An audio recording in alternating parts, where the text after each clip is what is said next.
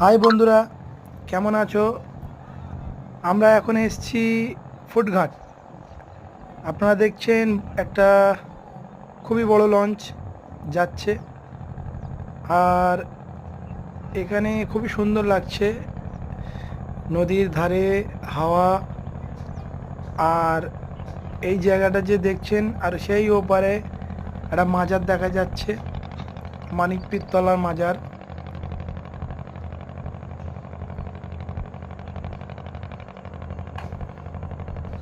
এখানে সবাই চানও করে, আমরাও অনেক সময় চান করেছি খুব আনন্দের মধ্যে। তো আপনারা চাইলেন আসতে পারে।